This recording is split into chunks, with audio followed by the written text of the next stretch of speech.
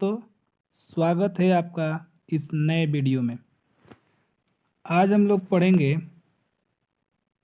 पोषण क्या है और यह कितने प्रकार का होता है। ठीक है, तो आइए पोषण की परिभाषा समझते हैं।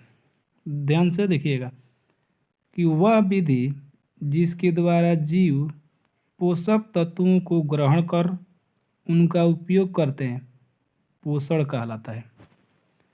मतलब देखिए, कोई भी वह जीव हो या मनुष्य हो, जानवर हो या पेड़ पौधे हो, ये सभी जीव जो हैं जो कुछ भी भोजन करते हैं उस भोजन में अनेक पोषक तत्व होते हैं और उन्हीं पोषक तत्वों को उनके शरीर में जितनी भी कोशिकाएं होती है उन कोशिकाओं तक वो पोषक तत्व पहुंचता है। तो इसी प्रक्रिया को पोषण कहेंगे।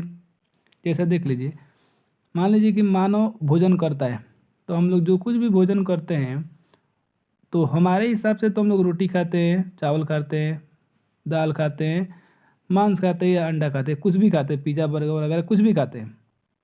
लेकिन जब पेट के अंदर जाता है तो पाचन की प्रक्रिया के बाद उसके अंदर जितने भी पोषक तत्व हैं, जैसे कार्बोहाइड्रेट हो गया, प्रोटीन हो गया, वसा हो गया, विटामिन हो गया, तो उन सबको अवशोषित करके कोशिकाओं तक पहुंचाता है।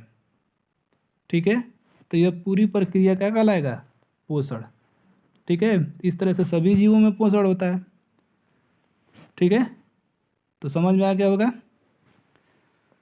फिर देखिए आगे, पोषण दो प्रकार के होते हैं। पहला स्वपोषण और दूसरा परपोषण। तो अब एक एक करके दोनों के बारे में देखेंगे। चलिए देखिए, पहला स्वपोषण। देखिए, जो जीव अपना भोजन स्वयं बना लेता है, अर्थात वो किसी दूसरे जीव पर निर्भर नहीं रहता है, तो वैसे पोषण को हम लोग कहते हैं स्वपोषण। पढ़िए एक बार ध्यान से देखिए, ऐसे जीव जो भोजन के लिए अन्य जीवों पर निर्भर न रह करके अपना भोजन स्वयं संश्लेषित करते हैं, स्वपोषी कहलाते हैं। और इस प्रकार के पोषण को स्वपोषण कहते हैं। अर्थात आप हरे पौधों को देखे होंगे, उनके अंदर क्लोरोफिल होता है।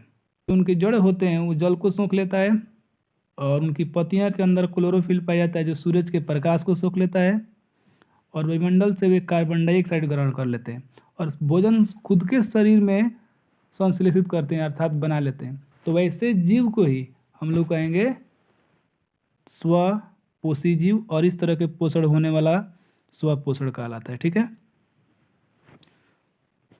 तो स्वपोषण समझ में आ गया होगा। चलिए अब हम लोग समझेंगे परपोषण।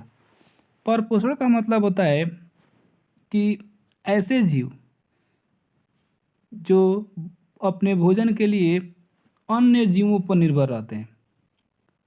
ठीक है, जैसे मनुष्य दूसरे जीवों पर निर्भर है, तो मनुष्य कुछ भी खाता है, चावल रोटी कुछ भी खाता है, ये दूसरे जीव जैसे पेड़ पौधों से आता है।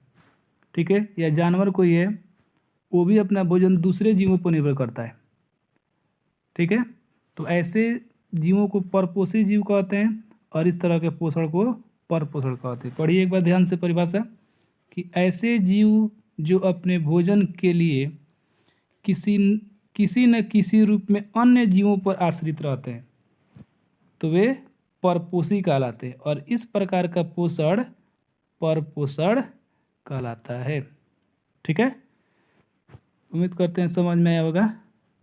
तो इसी तरह आपको जितने भी महत्वपूर्ण प्रश्नों का जो 2023 के एग्ज़ाम के लिए ज़रूरी है सभी प्रश्नों को हम लोग एक एक करके देखेंगे। इसलिए डेली अब वीडियो अपलोड होता है, तो कृपया चैनल को सब्सक्राइब ज़रूर कर लें और आपको ये वीडियो पसंद आए तो लाइक और कमेंट और अपने दोस्तों के साथ शेयर ज़रूर करिए।